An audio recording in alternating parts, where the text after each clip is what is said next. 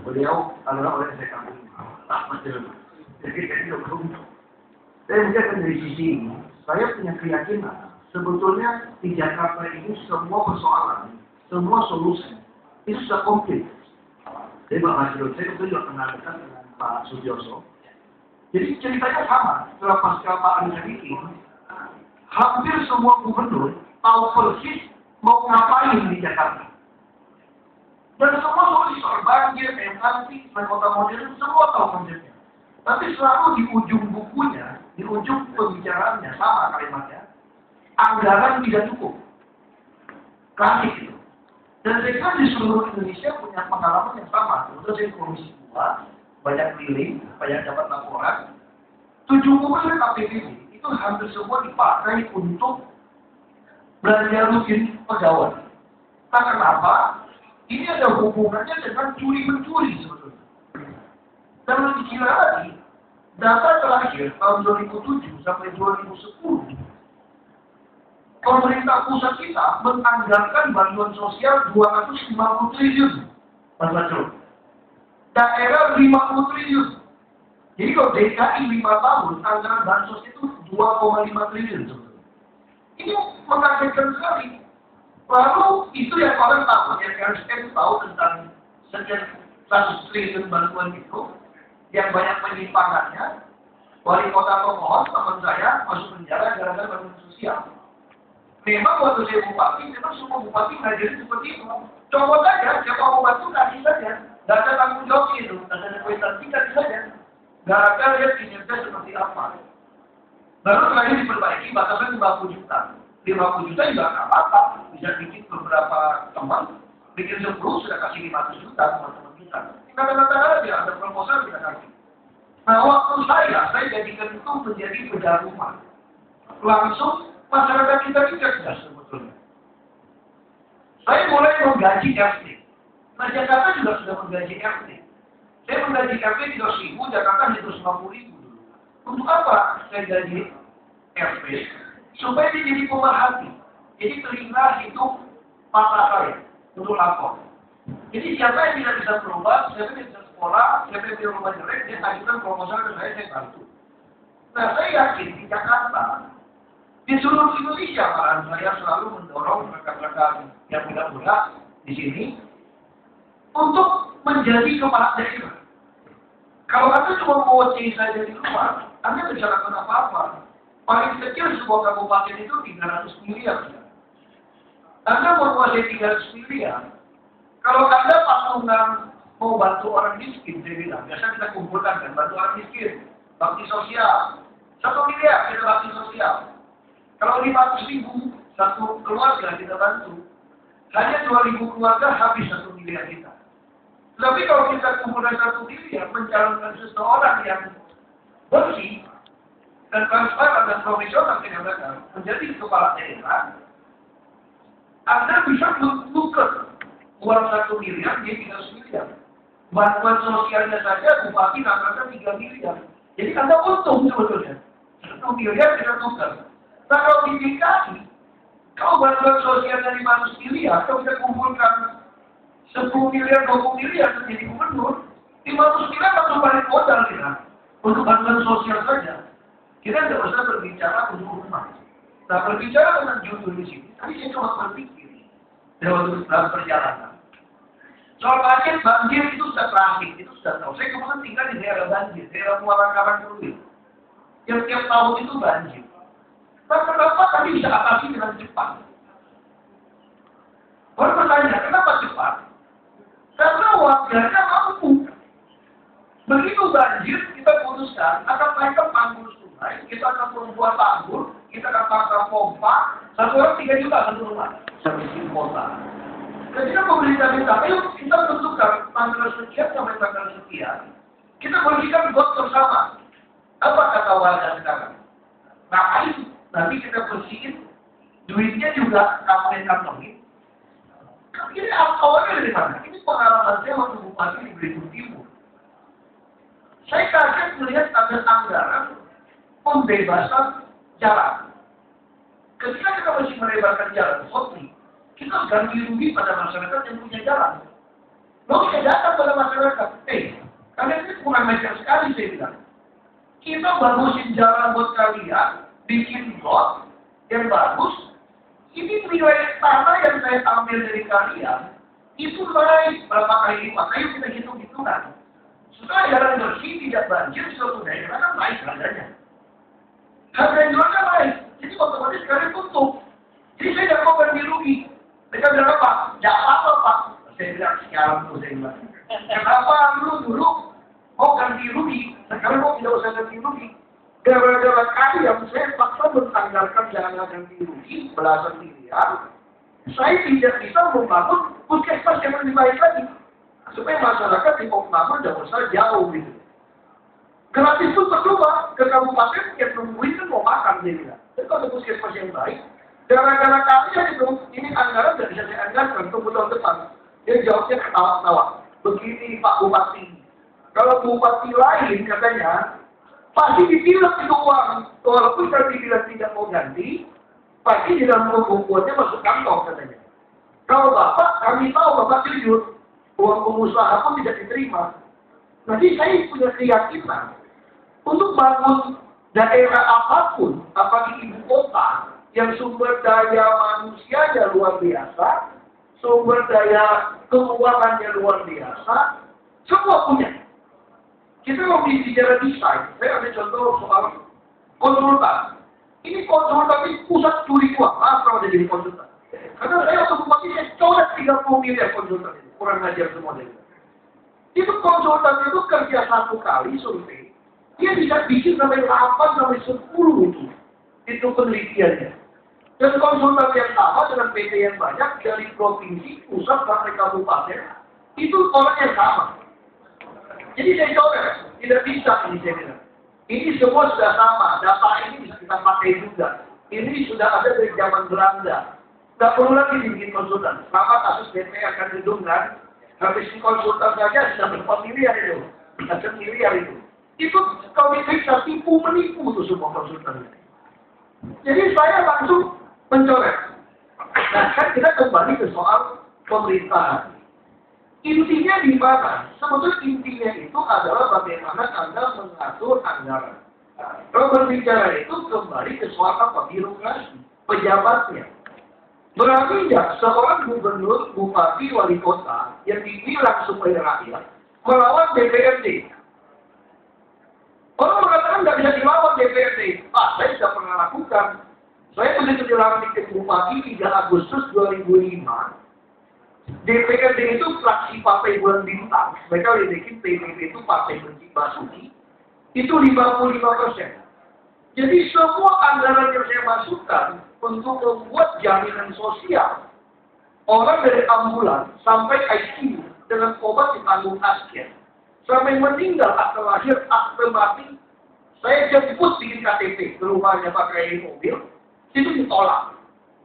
Mereka bilang apa? Kita mau tahu bupati stok kamu itu, stok itu mau apa katanya. Jadi Sekda datang kepada saya ketakutan Pak Sekda. Pak Sekda bukan teman saya dari muda. Jangan begitulah kawan katanya. Jangan begitu kawan. Kita bisa atasi katanya bos. Kita bisa atasi bos. Atasi apa? Kita damai saja lah. Mereka bikin proyek-proyek kasih saja. Saya dengar di sini DKI ini anggota DPRD lebih kaya daripada DPRD ini. Karena dia punya dana aspirasi 3-5 miliar. Itu deal. Kenapa bahas APBD DKI tidak pernah di tempat terbuka? Selalu minta tempat tertutup. Ada apa? Terus kenapa di website DKI tidak pernah dikeluarkan transparansi? Itu saya katakan, masyarakat persoalan di seluruh Indonesia tidak percaya lagi kepada pimpinan. Kalau dia percaya, kita suruh apapun oke sebetulnya. Nah, ketika DPRD bagaimana sekarang? Karena masyarakat oke sama kita, yang kurang ajar kan DPRD sekarang. Oh, kalau saya sih, saya orangnya agak salah minum obat juga. Saya bilang sama Sekda, nggak usah dibahas. Kasih tahu bajingan-bajingan itu nggak usah dibahas. Lalu bagaimana? Ada undang-undang mengatur kalau DPRD tidak membahas anggarannya itu tahun depan kita gunakan anggaran tahun lalu. Dan DPRD tidak bisa gantian. Tidak bisa ada perjalanan dinas kalau dia tidak mau bahas. Ayo siapa yang lebih berani saya katakan? Minta ampun sama saya. Maka orang bingung sama saya. Kok PBB menguasai 55%, PBB hanya 10%? Kenapa bisa atasi kalau di DPRD? Karena mereka semua ini mau duit. Kita yang punya uang kenapa takut? Nah yang kedua yang mesti dibereskan birokrasi. DKI ini kalau nggak salah tuh 87.000 kalau nggak salah birokrasi. Enggak 80.000 lebih Pak, guru. Ya. Saya baca 80.000 lebih. Kadang guru juga masuk Pak. Guru-guru, perawat semua masuk itu. Nah persoalannya di kota Ternate aja 6.000 Pak, kota itu kecil Pak. DKI itu 5 kabupaten kota sama provinsi. Gaji PNS sama, hanya tunjangan kesejahteraan yang berbeda. Nah PNS ini juga lucu. Gaji kecil kok, pulangnya besar Pak. Sekda saya itu kok pulang 30 juta. Wah halal ini. Jadi kalau Bapak, Ibu, Saudara PNS, orang tua PNS jangan pikir orang tua Anda korupsi. Tidak korupsi sebetulnya. Itu sah, ada anggarannya. Nyapu dikit, potong pohon dikit, itu ada honor klariumnya. Dan sekda semua dapat honor. Makanya sekda saya di Belitung Timur 30 juta satu bulan setelah potong pajak. Kalah bupati 6 juta. Kenapa? Semua kegiatan lewat dia. Nah ini mesti diberesin. PNS kalau tidak berremunerasi, naikin gaji, dengan menghilangkan honor itu, tidak ada yang tertarik. Nah sama ketika jadi di bupati, kepala dinas ini nggak suka sama saya. Karena saya mau bikin hujannya merata sedikit. Ada tunjangan yang merata. Jadi saya panggil mereka datang. Saya bilang Anda tidak suka dengan saya pembina kalian. Jadi yang tidak suka dengan saya, tolong tanda tangan berhenti sekarang. Dia bilang kami akan boikot seluruh PNS. Saya ketawa-ketawa saja. PNS nggak mungkin boikot semua, karena hujan tidak merata. Yang mau boikot yang dapat besar. Terus saya bilang karena saya pecat 2 tingkat wakil. Honornya pagi-pagi saya tua-tua ini nggak bisa ngerti. Komputernya kena becus. Bikin anggaran semua eksekutif honornya tinggi, kenapa mau takut? Berhenti aja sekarang juga. Saya usir. Wah, baru ketakutan mereka. Nah, sekarang saya berdekatin pendekatan. Anakku kuliah berapa? 2, 3 katanya. Berapa Anda kirim uang? 2 juta, 3 juta. Oke. Saya panggil bagian keuangan. Tolong kasih tunjangan 2,5 juta semua. Itu duit dari mana Pak? Lu nggak usah ngakalin gua, gitu. Uang bensin gua aja ratusan juta. Uang perjalanan gua, uang baju gua 2 miliar. Mau pakai kemana? Satu baju 1 set 1,5 juta. Saya jahit di Jakarta saja di Sengsi, di Gunung Sari itu loh. Dari pojok dari, itu tempat jahit saya dari kecil itu, di pojok kecil itu. 150.000 sudah sama merek, sama kertas customer, dari kartun yang termahal. Yang paling adem dari kartun, 150.000. Lalu kok bisa 1 juta setengah? Ya nanti ditenderkan di pilot-pilot itu. Saya kan potong itu, uang baju, uang bensin, uang perjalanan semua.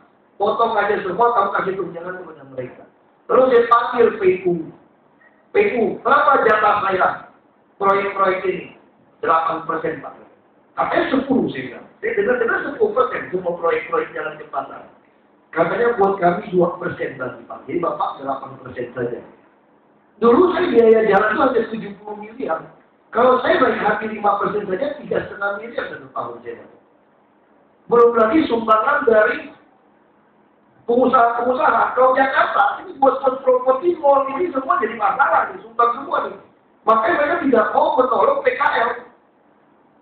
Yang jaga mall ini bajunya keren-keren. Tapi nggak bisa makan di dalam mall. Akhirnya makan ketoprak sama bakmi ayam gitu. Sama nasi goreng di pinggir-pinggir trotoar itu.